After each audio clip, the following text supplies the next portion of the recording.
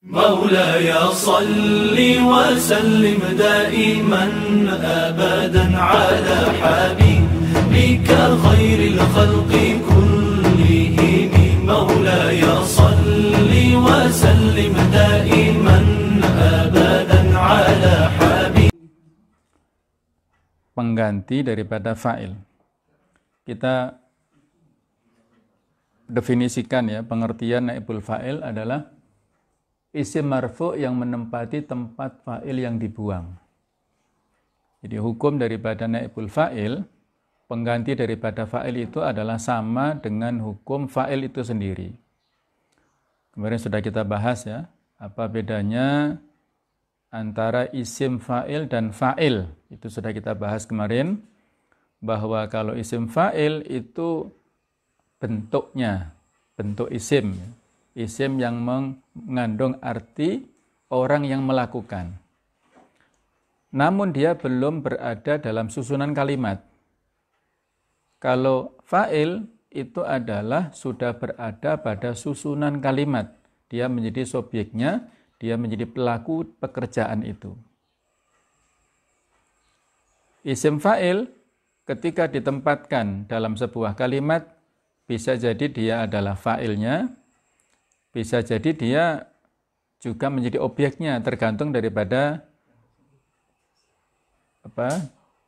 tergantung pada situasinya ya. Misalnya doharo al-qaimu ya, misalnya ya. Muncul nampak orang yang berdiri itu, berarti al-qaim sebagai fa'ilnya ya.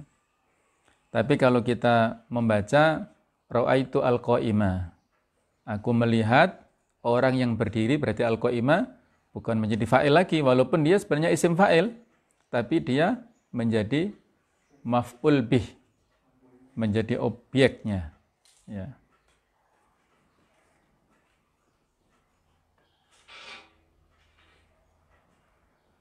Ya. Jadi naibul fa'il adalah ismun marfu', isim yang dibaca rafa', alladzi halla mahallal fa'il, yang menempati posisi fa'il ba'da hadfihi, setelah dia dibuang. Kita contohkan di sini ya. Ada kalimat misalnya qara'a Khalidun al-kitabah. Membaca Khalid buku. Ini arti harfiahnya, kalau kita terjemahkan lebih fleksibel, Khalid telah membaca buku. Ya. Khalid didahulukan biasanya kalau kita terjemahkan. Ini adalah dikatakan kalimat aktif yang mengandung makna aktif membaca. Kata kerjanya qara'a. Kalau kita rubah, maka di dalam bahasa Arab, pelaku fa'il di sini dihilangkan. Dan Alkitab ditarik, yang sebelumnya Alkitab ini objek, tidak didahulukan, ya taruh untuk menggantikan posisi Khalid yang dibuang.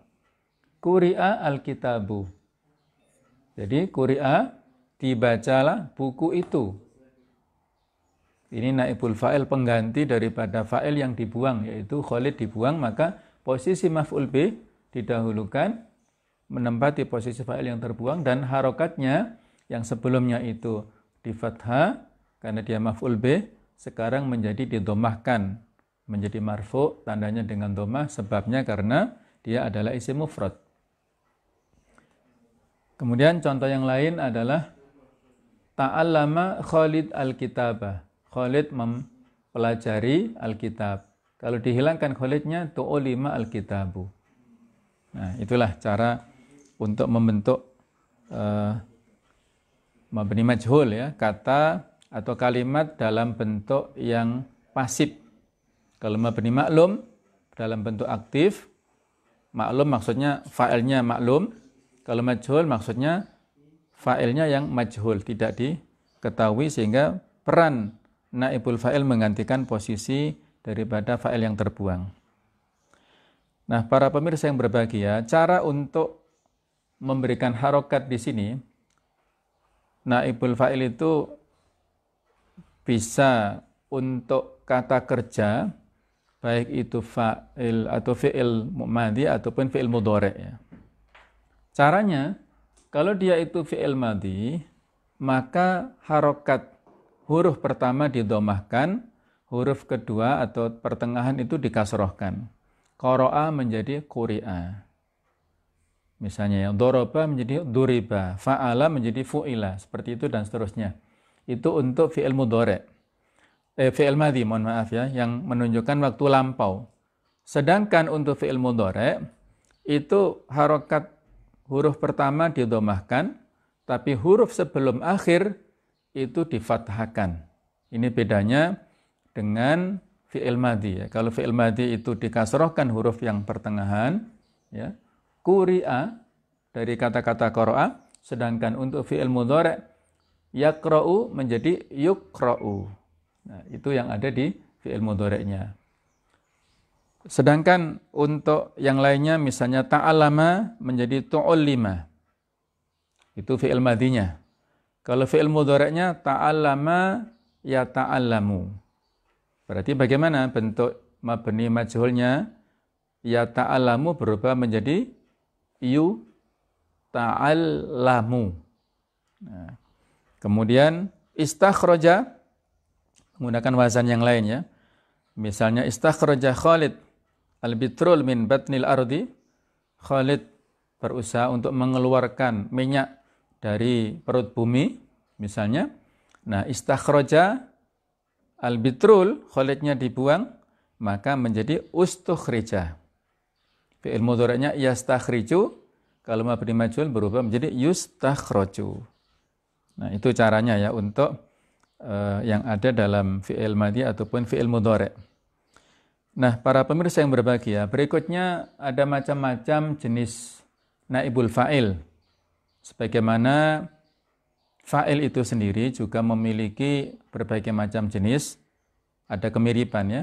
Naibul fa'il juga ada beberapa jenis. Di antaranya ada naibul fa'il berupa isim yang dhahir, yang nampak. Baik itu nama orang, tumbuhan, binatang misalnya, dan lain-lainnya. Itu adalah isim dhahir. Yang mana kalau isim dhahir berarti dia menunjukkan nama, ya, identitas tertentu yang nampak, dan cara untuk menempatkannya ada kemiripan dengan cara yang ada di dalam fa'il. Ya hampir tidak ada bedanya ya, antara kesesuaiannya misalnya ya. Contohnya inilah, ini itu isim dhahir ya. Khalid membaca kitab. Kitab dibaca. Khalidnya dihilangkan ya. Maka Alkitab itu isim dhahir. Isim yang nampak.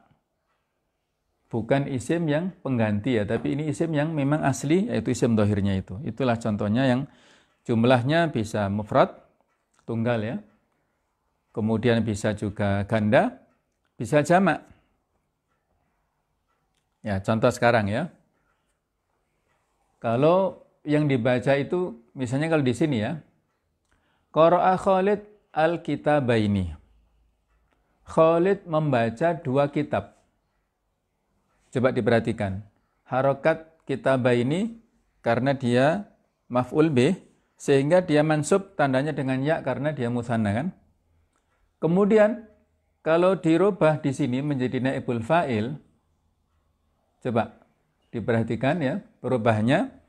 Qara'a Khalid al-kitabaini, dia kitabaini mansub.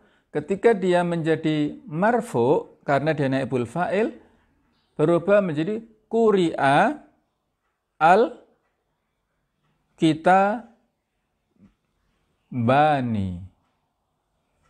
Ketika dia di sini qara'a Khalid al-kitabaini, ketika berubah menjadi naibul fa'il dibaca quri'a al-kitabani. Nah, berubah, coba diperhatikan ya. Karena dia menjadi marfu sebagaimana ini loh. Ini kan fathah, ini jadi dhamma, ini mansub, ini marfu.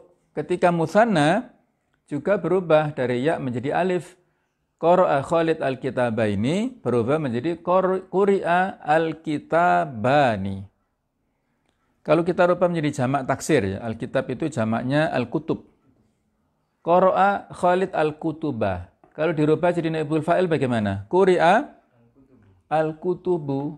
Quri'a al-kutubu. Jadi menyesuaikan dalam hal bilangannya ya, itu tandanya pakai apa, itu disesuaikan.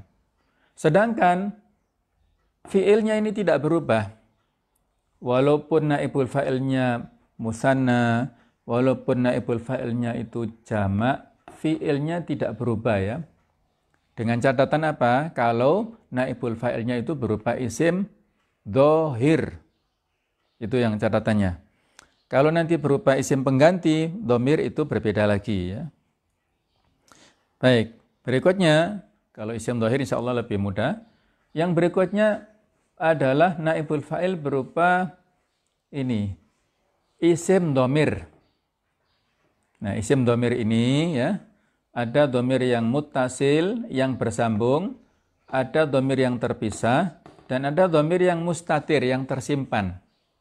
Kalau mau dirinci sebenarnya dhamir itu ada yang nampak, yang tidak nampak. Yang nampak disebut barizun, bariz ya, yang muncul yang nampak, yang tersembunyi disebut mustatir. Nah, yang baris itu terbagi lagi jadi dua, mutasil dan munfasil ya. Cuman supaya simpel, maka langsung saja barisnya nggak kita sebutkan ya. Aslinya 1 dan 2 itu baris muncul, sedangkan yang ketiga inilah yang mustatir. Nah, dalam hal penggunaan ya, penggunaan dhamir baris yang munfasil ini, itu ada kriteria penggunaannya seperti ma duriba illa ana. Didahului oleh ma dan illa ini. Tidak ada yang dipukul kecuali saya. Ya, tidak ada yang dipukul kecuali saya atau kecuali dia. Ini dhamir munfasil yang terpisah. Karena kalau kita rubah dengan susunan yang lain, yaitu dhamir muttasil, ya, dhamir yang muttasil, ini bisa, cuman memang memiliki makna yang agak sedikit berbeda ya. Kalau ini berarti kan yang dipukul hanya saya. Kalau saya dipukul bagaimana? Saya telah dipukul, misalnya bahasa Arabnya bagaimana? Ini duribtu. Aku telah dipukul. Ini ya, ini saya rinci. Ada 14 perubahan. Duribtu. Itu maknanya sama dengan ini. Ma duriba ila ana. Cuman ini lebih khusus. Tidak ada orang lain yang dipukul selain saya. Kalau ini saya dipukul, bisa jadi teman saya misalnya juga. Kalau ini lebih umum ya. Tapi maknanya pelakunya, naibul fa'ilnya itu sama-sama saya. Bedanya di mana? Bedanya ini adalah dhamir muttasil yang bersambung. Kalau ini adalah dhamir munfasil yang terpisah. Jadi itulah cara penggunaannya. Ini sudah kalimat sempurna ini. Duribtu itu ya. Sudah sempurna. Walaupun satu kata kelihatannya fi'il madhi ketika bersambung dengan dhamir muttasil sudah memiliki makna yang sempurna. Nah, sedangkan mana yang mustatir ini? Yang disebut mustatir ini yang mana? Yaitu biasanya untuk kembali kepada orang ketiga tunggal. Di atas ini. Huwa duriba. Huwa yudrabu. Ini mengandung dhamir yang muttasil. Dhamir yang mustatir. Kata ganti yang tersimpan. Takdirnya apa? Kalau diperkirakan adalah huwa. Kembali kepada dia ya, orang ketiga ya. Bagaimana cara penggunaannya? Ya misalnya ini. Dibalik saja ya. Quri'a al-kitabu. Kalau dibalik menjadi al-kitabu apa? Quri'a. Kalau dibalik al-kitabu quri'a. Loh Ustaz, bukannya Alkitab sebagai fa'il? Bukan ya. Kalau dibalik Alkitabu quri'a, susunannya bukan jumlah fi'liyah lagi, tetapi susunannya menjadi jumlah mufidah, jumlah ismiyah ya. Berubah karena diawali oleh isim, kata benda. Kalau kan tadi jumlah fi'liyah diawali oleh fi'il, quri'a taruh depan kan. Kalau Alkitab dipindah ke depan, berarti menjadi jumlah ismiyah, kalimat nominal. Alkitab menjadi apa? Dia berubah menjadi mubtada. Quri'a menjadi khobarnya. Susunan fi'il dan fa'il quri'a itu ada fi'il madhi, kemudian naibul fa'ilnya kembali kepada huwa, tersimpan, dhamir mustatir, kembalinya kepada kitab ini. Jadi mirip, kalau kita mengi'rabkan adalah mirip seperti i'rab untuk fa'il ya. Baik, para pemirsa yang berbahagia, yang sudah saya share di Facebook itu bisa dilihat ya, tentang rincian atau contoh dhamir baris yang muttasil. Bisa dilihat ya. Contoh dhamir baris yang muttasil. Misalnya Allah berfirman surat Al-Baqarah 246, wa qad ukhrijna min diyarina. Coba dilihat, dan sungguh kami telah diusir dari rumah-rumah kami. Ada kata-kata wa qad ukhrijna. Ini adalah mabni majhul, kata kerja bentuk pasif. Bentuk aktifnya bagaimana? Wa qad ukhrijna. Ukhrijna berarti masuk ke sini. Ukhrijna berarti mabni maklumnya menjadi akhrajna. Akhrajna. Kami telah dikeluarkan, diusir maksudnya ya. Jadi ukhrijna diusir, kami. Kalau kami yang mengusir berarti akhrajna. Nah, seperti itu. Ya, dalam hal penggunaan untuk dhamir. Ya, dhamir yang mutasil tadi. Ya, tadi ada yang kurang ya.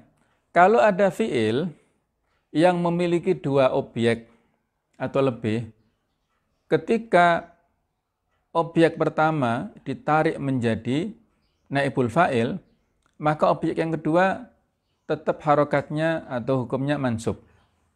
Ada beberapa fi'il yang punya dua objek. Contohnya alima, ta'alama, kemudian ro'a. Ya. Itu punya dua objek. Kalau a'lama, memberikan tahu, itu malah tiga objek. Nah, ini contohnya alima saja ya. Alim tu Zaidan toliban. Aku tahu Zaid itu siswa ya. Zaid siswa. Ini alim tu itu adalah fa'ilnya. Dhamir mutasil, ya, ini fa'ilnya. Zaidan itu maf'ul bihnya. Ketika fa'ilnya dibuang dan Zaid menempati posisi sebagai naibul fa'il ini, ulima Zaidun. Zaidun berubah harokatnya menjadi dhamma. Toliban tetap di dalam harokat hukumnya mansub karena dia tetap menjadi maf'ul ya, maf'ul bih objek berarti tetap. Sedangkan yang berubah jadi naibul fa'il adalah Zaidnya. Nah, itu tambahannya ya, untuk fi'il tertentu yang punya lebih dari satu objek, maka objek yang kedua, ketiga itu tetap mansub. Contoh yang lain surat Al-Hijr ayat 58. Qalu inna ursilna ila qaumin mujrimin. Mereka berkata sesungguhnya kami diutus kepada kaum yang melakukan tindak kriminal, kejahatan ya. Ada kata-kata ursilna. Mirip dengan ukhrijna tadi ya. Ursilna adalah mabni majhul disambungkan dengan dhamir mutasilna. Kalau dirubah menjadi dhamir atau menjadi mabni maklum bagaimana? Ursilna menjadi arsalna ya. Kami diutus. Menjadi kami yang mengutus, arsalna. Surat Maryam ayat 33, wassalamu alayya yauma wulidtu. Yauma wulidtu, aku dilahirkan. Kalau misalnya perempuan mengatakan, aku melahirkan bagaimana? Menjadi waladtu ya, aku melahirkan. Tapi terserang ini tergantung objeknya atau pelakunya ya, fa'ilnya. Surat Al-Kahfi ayat 66, Allah berfirman, qala lahum Musa hal attabi'uka ala an tu'allimani mimma ulimta rusydah. Ada kata-kata ulimta. Berkatalah Musa kepadanya, hal attabi'uka, apakah aku boleh mengikutimu ala antu alimani?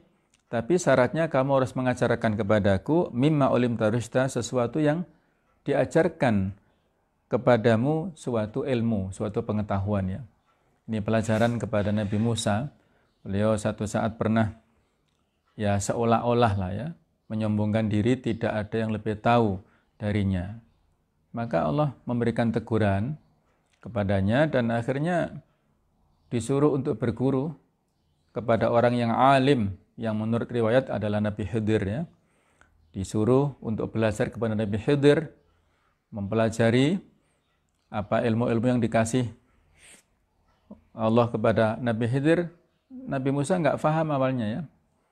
Kenapa pada saat ketemu sampan-sampan ya, terus sudah menyeberang, sampan-sampannya dibocori, tenggelam. Kemudian ketika ketemu anak yatim, anak kecil itu malah dibunuh. Ketika ada tembok yang roboh disuruh untuk mendirikan ya. Itu tidak diketahui oleh Nabi Musa, terus dia bertanya terus diungkapkan rahasianya. Itu ada di surat Al-Kahfi ya. Jadi ada kata-kata ulimta, diberitahu. Kemudian Al-Baqarah 196 Allah mengatakan fa in uhsirtum famastaysara minal hadyi. Kalau kalian dihalangi untuk melaksanakan haji ataupun umrah, maka hendaklah membayar damnya.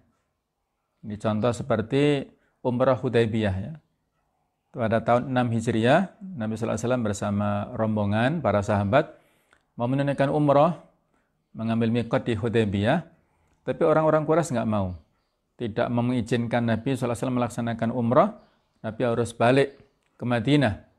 Nah, karena tidak jadi sudah ihram ya, sudah mengambil ihram terus tidak jadi, maka harus membayar dam.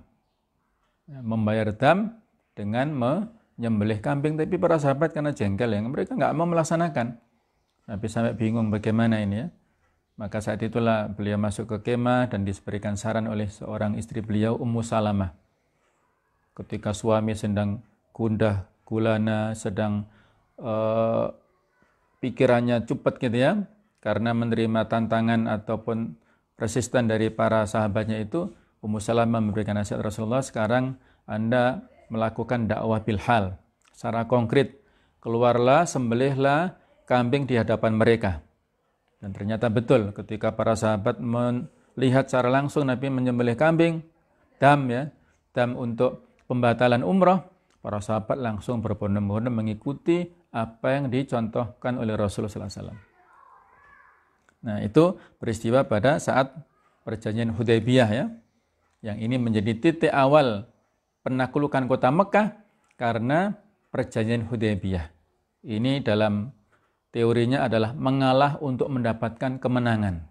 Itu dari perjanjian Hudaybiyah itu. Kemudian contoh lain surat Yusuf ayat 37, qala la ya'tikuma ta'amun turzaqanihi illa naba'tukuma bita'wilih.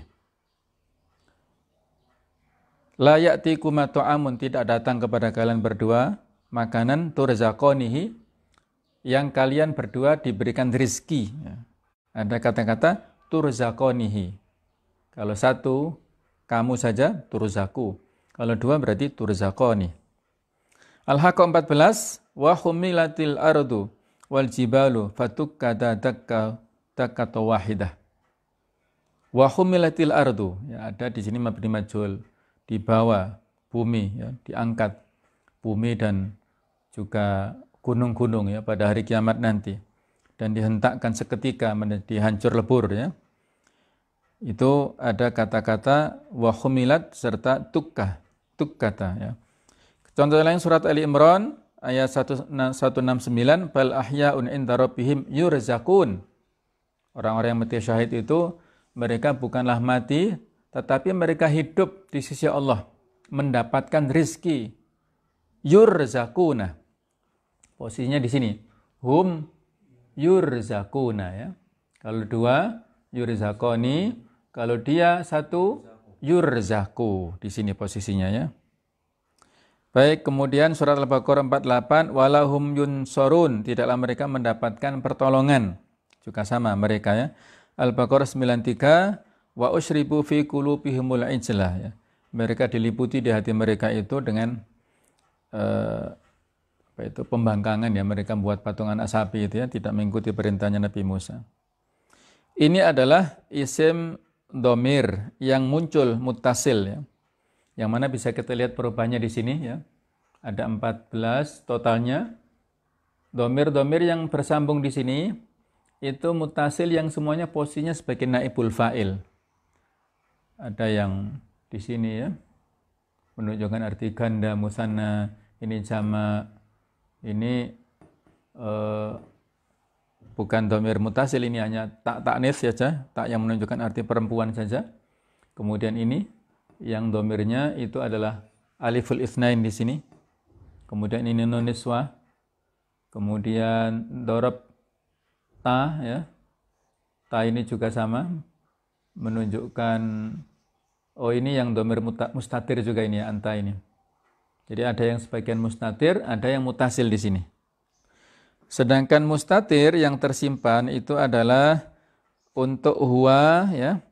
Kemudian untuk ana, nahnu, anta, itu adalah kata-kata yang menunjukkan domir yang berarti tersimpan atau mustatir. Contohnya surat Al-Insyiqaq ayat 7 dan 8. Fa'amma man utiya kitabahu biyaminih fasawfa yuhasabu hisaban yasira. Maka barang siapa yang diberikan catatannya dengan tangan kanannya, maka dia akan mendapatkan hisab dengan hisab yang mudah. Jadi nanti pada saat yaumul mahsyar kita diberikan catatan, ada yang menerima dengan catatan menerima dengan tangan kanannya ya, menerima catatan buku rapotnya lah. Ada yang menerima dengan tangan kirinya dan juga waro' adhohri. Tangan kiri tapi juga dari sebelah belakang maksudnya ya. Sudah dengan tangan kiri dari sebelah belakang lagi. Nah, seperti itu. Kalau tangan kanan itu adalah ashabul yamin.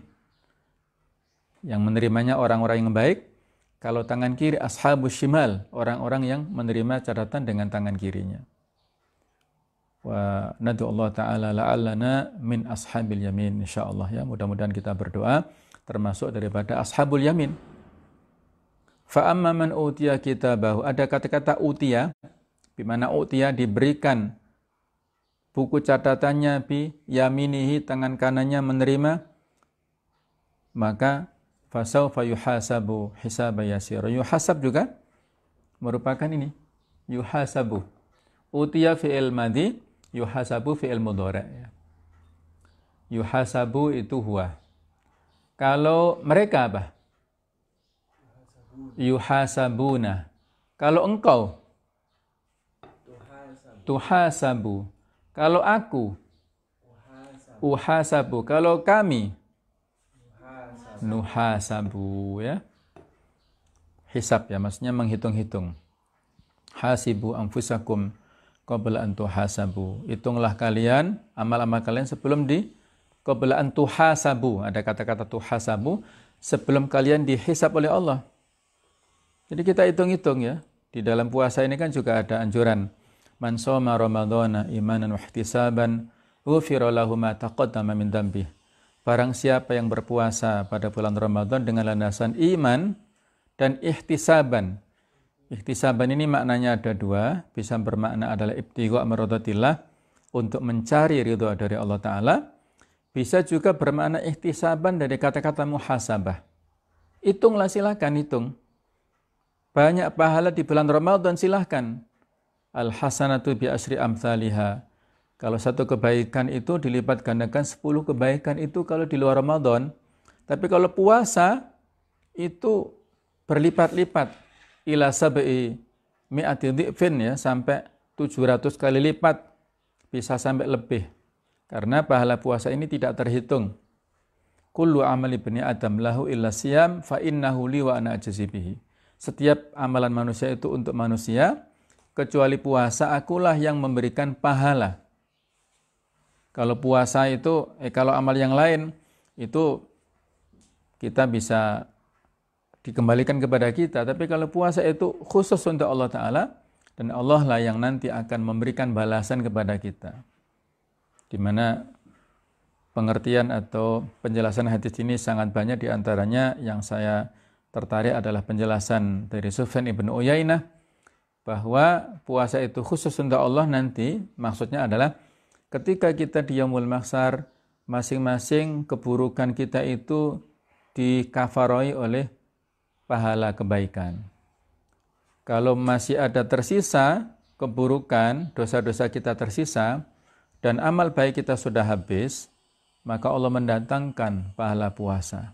Seberapa banyak pun sisa dari amal-amal dosa, maka Allah akan memberikan ampunan kepada kita, dijadikanlah kafaratnya itu dari pahala puasa yang disimpan oleh Allah Ta'ala. Ini fadilah yang luar biasa dari puasa. Asyamu li wa ana ajzi bihi. Puasa itu khusus untukku dan akulah yang memberikan pahala kepadanya. Baik, itulah contoh fa'amma man utiya kitabahu, ya, dan seterusnya. Juga contoh yang lain tadi ya, ikhtisaban, kembali kepada ikhtisaban. Jadi maksudnya begitu. Ada makna mencari ridha Allah, juga memakna memperhitungkan pahala-pahalanya di akhirat nanti ya, untuk kita dapatkan. Itu bukan maknanya riya, bukan tendensius, bukan ya. Orang yang riya, tendensius itu kalau tujuannya duniawi, ingin mendapatkan pahala dari orang lain. Itu berarti riya sum'ah, tujuan duniawi ya. Tapi kalau kita tujuannya untuk mendapatkan pahala, tujuannya untuk mendapatkan surga, itu sama sekali tidak mengurangi pahala dari kita dan tidak menggugurkan, bukan ya. Kita berburu untuk itu ya. Silahkan. Kita ada kesempatan ya. Kalau di Ramadan kita sholat jamaah misalnya dan mendapatkan 27 derajat, di Ramadan kita bertambah insya Allah dengan Ramadan ini ya. Kemudian kita ingin mendapatkan fadilah orang yang haji dan umrah secara sempurna, man sholat al-wadat fi jama'atin ya, barang siapa yang sholat subuh berjamaah, thumma yadkurullaha ya, dia tidak pulang, dia tidak keluar dari jamaah, dia berzikir sampai waktu syuruk, kemudian sholat 2 rakaat, dengan rakaat pertama al-kafirun, rakaat kedua al-ikhlas, fakana lahu ajrul umrah wal haji tamatan. Dia mendapatkan fadilah haji dan umrah secara sempurna dan sempurna, au kama qala ya. Kalau kita ingin berburu seperti itu, kita praktekkan, silahkan ya. Kalau saat kondisi normal itu bisa kita lakukan di masjid dan mungkin jarang. Kita bisa bertahan sampai syuruk baru pulang ya. Tapi kalau dalam kondisi lockdown seperti sekarang ini, maka bisa kita analogkan bahwasanya berdiam dirinya, sholatnya kita itu bukan di masjid umum, tapi di musala rumah kita masing-masing. Insya Allah, selama itu kita niatkan ihtisaban untuk mendapatkan pahala yang seperti itu, mendapatkan ganjaran yang seperti itu, insya Allah sesuai dengan niat kita. Ana inda husni abdi bi, aku mengikuti persangkaan hambaku. Innamal a'malu bin niyat, sesungguhnya segala macam perkara itu tergantung kepada niatnya. Karena kita itu tadi habasat hubisna bil udhr ya, kita terhalangi dengan udur ya, karena ada pandemi COVID-19 ini. Karena ada udur itu sehingga kita terpaksa sholat jamaahnya di rumah masing-masing. Kalau kondisi normal kita ke masjid. Dengan Ramadan apalagi ya, kita sholat ke masjid dengan mengikuti kajiannya, kita tilawah di sana, i'tikaf di sana, subhanallah ya. Itu luar biasa. Tapi karena ada peristiwa pandemi ini, COVID-19, kita dikondisikan di rumah. Maka jangan menurunkan semangat kita. Jangan hanya di masjid saja kita bertakwa pada Allah. Kita beribadah, jangan, justru di rumah ini. Di rumah ini kita fungsikan masjid. Kita hidupkan masjid dalam hati kita, difungsikan di rumah kita masing-masing. Itulah ruh daripada hikmah yang ada saat ini ya untuk peristiwa sekarang ini. Kemudian surat Maryam ayat 33 yaitu wa yauma ub'atsu hayya. Ada kata-kata ub'atsu, itu juga dhamir yang tersimpan mustatir, takdirnya adalah ana, ya itu dhamir atau fi'il mudhari'. Kemudian ya kalau anta itu contohnya itu ya. Ibnu Adam labudda yauman an tukhraj minad dari dunya ilal qabri. Wahai anak manusia, ada waktunya nanti kamu akan dikeluarkan dari dunia, dimasukkan kepada kuburan. Ada kata-kata tukhraj anta. Contoh terakhir sanutwa jami'an fi akfanina. Kita semua akan digulung di kafan-kafan kita. Itu adalah pada saat kita meninggal ya. Baju yang kita bawa bukan yang bermerek, yang harganya mungkin jutaan rupiah, bukan yang kita jadikan sebagai kebanggaan. Baju yang menemani kita sampai di alam barzakh itu adalah kafan, kain putih, yang itu mungkin nilainya tidak seberapa ya, tapi itulah yang kita bawa. Rumah yang kita bangga-banggakan, mobil yang kita mewah, yang kita jadikan sebagai kendaraan berbangga-bangga dan sebagainya, kita tinggalkan, nggak ada yang kita bawa. Yang kita bawa adalah 3 amalan itu. Idza mata ibnu Adam in qata amalu illa min thalathin. Kalau anak manusia meninggal maka terputus amalannya kecuali 3 hal. Shadaqatin jariyah, sedekah yang pahalanya terus mengalir. Kita meninggalkan properti untuk dijadikan sebagai masjid, untuk pesantren, selama penggunaannya kebaikan itu, maka kembali manfaatnya mengalir, pahalanya ke kita terus menerus ya. Wakaf misalnya. Kemudian au ilmin yuntafa'u bihi, ilmu yang bermanfaat. Kita menjadi profesi ya, guru, dosen, apapun yang ada unsur pengajaran ya, termasuk lewat, mudah-mudahan lewat online seperti ini ya. Anda mengikuti pelajaran ini terus mendapat manfaat, terus mengamalkannya, terus mengajarkan kepada orang lain, itu bisa menjadi ilmun yuntafa'u bihi. Ilmu yang bisa bermanfaat, tidak terputus pahalanya sampai kita di akhirat. Itu multi level pahala, terus mengalir ya. Yang ketiga, walid yang soleh yad'u lahu, anak soleh yang selalu mendoakan ya. 3 ini yang kita bawa ya. Maka yang kita kejar itu adalah diantaranya 3 ini. Amal ini kan banyak maknanya ya. Ilmu juga luas maknanya. Anak ini, baik itu anak biologis, kalau kebetulan dalam pernikahan ada anak ya. Atau bisa juga kita kiaskan anak ideologis, barangkali Allah mentakdirkan kita belum punya anak sampai saat ini ya. Bisa jadi adalah anak-anak ideologis kita yang mendoakan. Intinya kan yad'u lahu, mendoakan untuk kita dan doanya sampai kepada kita. Kalau anak kita sendiri alhamdulillah, kalau tidak punya anak kandung ya mungkin anak angkat, mungkin anak dari murid-murid kita, Allahu alam ya. Mudah-mudahan bisa sampai. Baiklah, saya kira itu para jamaah pemirsa yang berbahagia, pertemuan kita pada kesempatan ini ya tentang naibul fa'il, penjelasan tentang jumlah fi'liyah. Yang itu adalah sebagai kelanjutan dari pembahasan sebelumnya, bahwa jumlah fi'liyah adalah kalimat yang diawali oleh kata kerja, diikuti oleh fa'il, yaitu pelaku. Ketika fa'il dibuang, maka ditempati oleh naibul fa'ilnya, penggantinya. Ya. Dan perlu dicatat bahwasanya biasanya untuk kata kerja yang dijadikan sebagai mabni majhul, itu kata kerjanya itu mabni fi'il muta'addi. Mohon maaf ya. Fi'il itu kalau dari sisi hubungan dengan objek itu ada 2 macam. Yang pertama adalah fi'il muta'addi, fi'il yang punya objek. Yang kedua fi'il lazim, fi'il yang tidak punya objek. Misalnya ini contohnya, qara'a Khalidun al-kitabah.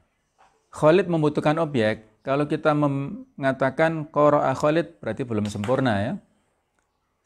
Apa yang dibaca oleh Khalid, majalah, Quran atau apa, itu masih belum sempurna, berarti qara'a itu maknanya atau kategorinya adalah fi'il yang muta'addi. Ada juga fi'il lazim yang tidak butuh objek, contohnya jalasa. Jalasa Khalid alal kursi. Khalid duduk di atas kursi. Kalau alal kursi kita buang sudah sempurna, nggak masalah. Khalid duduk berarti begitu ya. Nah, alal kursi itu sebagai penjelasannya. Jadi nanti ada waktunya memang kapan fi'il itu adalah muta'addi, membutuhkan objek, dan kapan fi'il itu sudah tidak butuh objek. Nah, pembahasan naibul fa'il ini, fi'ilnya itu muta'addi. Dia membutuhkan objek sehingga objeknya itulah yang ditarik untuk menempati posisi daripada fa'il yang terbuang. Khalid, qara'a Khalid al-kitaba, Khalid dibuang berarti quri'a al-kitabu. Yaqra'u Khalid al-kitaba, Khalid dibuang berarti yuqra'u al-kitabu. Nah, itulah. Nanti bisa dibuka ya latihan mencari contoh-contoh naibul fa'il dalam Al-Qur'anul Karim. Coba dicari 5 masing-masing bentuk naibul fa'ilnya dhahir, isim dhahir. Kemudian ada 5 lagi naibul fa'il berupa isim dhamir. Isim dhamir tadi sudah kita ceritakan dengan 3 macamnya. Apakah dhamir yang muttasil, munfasil, yang munfasil agak susah, yang mustatir ini yang banyak. Ya, itulah coba dicari. Mudah-mudahan kita semuanya mendapatkan ilmu dari penyampaian ini dan kita bisa istiqomah ya. Sedikit demi sedikit mudah-mudahan kita bisa istiqomah, bisa mendapatkan manfaat. Selalu kita punya semangat, kita pupuk semangat. Yang namanya malas, yang namanya putus asa itu sangat manusiawi ya. Semua kita punya sifat-sifat seperti itu. Tapi kita tidak boleh menyerah. Tetap kita pupuk semangat kita semuanya. Kita pupuk ruhiyah kita ya, kejiwaan kita untuk melakukan kebaikan-kebaikan terutama di bulan Ramadan. Di antara bentuk kebaikan itu adalah belajar dan belajar terus. Terutama belajar ulum syariah. Alat untuk mempelajari, memahami ulum syariah, alatnya adalah bahasa Arab. Dan sudah kita fahami bahwasanya sesuatu yang diwajibkan memahami Al-Quran dan As-Sunnah itu sebuah kewajiban dan kita hanya bisa memahaminya dengan pemahaman terhadap bahasa Arab, maka pemahaman terhadap bahasa Arab hukumnya menjadi fardu juga. Walaupun fardunya mungkin sampai fardu kifayah ya, bukan sampai pada fardu ain, tapi itu kan juga fardu. Fardu kifayah itu kan batasannya apa coba? Ilustrasinya kan seperti jenazah yang meninggal ya. Jenazah itu kalau meninggal di sebuah kampung, kira-kira yang mensolati mana sekupnya? Mungkin RT mungkin ya. Kalau berarti satu RT nggak ada yang ngurus, ya, satu orang nggak ada yang ngurus sampai tertelantarkan misalnya. Naudzubillah min dzalik ya, ada di negara mana, Ekuador atau mana itu ya, karena virus corona mati, nggak ada yang berani ngubur, ya, nggak ada yang berani, ini berarti dosa semua nanti kalau yang meninggal itu muslim ya. Jadi kalau satu RT misalnya tidak ada yang bisa bahasa Arab, satu RW nggak ada yang bisa. Nah ini berarti bahaya ini ya. Ini contohnya seperti tadi hukum mempraktekkan bacaan Al-Quran tadi ya. Itu kalau musola-musola kan biasanya berbasis RT, berbasis RW ya. Kalau satu RW, imamnya itu yang biasa ngimami di musola, tidak bisa mempraktekkan hukum membaca bahasa Al-Quran dengan mujawad, dengan murattal, dengan tajwid, berarti tadi dosa semua ya, naudzubillah min dzalik ya. Saya kira itu untuk semua kita ya, evaluasi untuk kita. Kalau di survei itu kan berjenjang nanti ya. Dari 200 juta kaum muslimin yang bisa baca Quran berapa sih? Coba di survei. Ada nggak 50%? Saya kira nggak ada ya. 40% mungkin nggak ada juga. Terus dari yang bisa baca Quran, mana yang sudah bisa tajwid? Mungkin hanya 10%. Nah, inilah PR kita semuanya. Ternyata iman kita kepada Al-Quran itu masih dipertanyakan. Ya. Masih dipertanyakan kebenarannya, keseriusannya, kesungguhannya. Sebagai wujud bentuk keseriusan kita kepada iman kepada Al-Quran, kita iman dan kita mempelajari bahasanya Al-Quran, yaitu bahasa Arab ini. Itulah semangat kita terus-menerus. Kalau kita mungkin belum bisa, jangan sampai anak-anak kita juga buta terhadap bahasa Arab ya. Dari 10 anak yang kita miliki atau 5 anak, coba kita kader, mungkin 2-3 menjadi ulama pejuang. Nah itu di pondok kita, Pondok Pesantren Darul Ukhwah, itu adalah motonya mencetak ulama pejuang. Komunikasi tiap hari bahasa Arab untuk yang di Putra. Di Putri bahasa Arab 1 pekan, bahasa Inggris 1 pekan, 24 jam. Coba. Wah, ngelindurnya aja ngigonya sampai dengan bahasa Arab ya. Itu sampai dengan bahasa Arab karena 24 jam. Kalau melanggar ada ikopnya. Nggak main-main ikopnya ya, nggak sedikit ya. Kalau di Putra itu ikopnya karena ada kesepakatan pakai denda. Dendanya nggak sedikit juga. Berapa? 10.000 coba ya. Misalnya dia menjawab, kamu mandi atau sudah mandi belum? Kok kita keceplosan? Belum. Nah, 10.000 coba. Kalau sehari ngelanggarnya 10 kali berarti 100.000 ya. Bisa tekor ya orang tuanya ini ya. Tapi itu sekali lagi untuk pembelajaran ya. Kalau kita disiplin ada yang anak-anak nggak pernah bayar itu ada. Tapi ada juga anaknya yang tabungannya habis untuk membayar denda saja ya. Itu masing-masing punya perbedaan. Tapi kita lihat rohnya, semangat untuk menghidupkan bahasa Arab dalam kehidupan kita, yang dengan itulah insya Allah kita akrab dengan Al-Quran, ya, kita bisa memahami Al-Quran dengan sebaik-baiknya.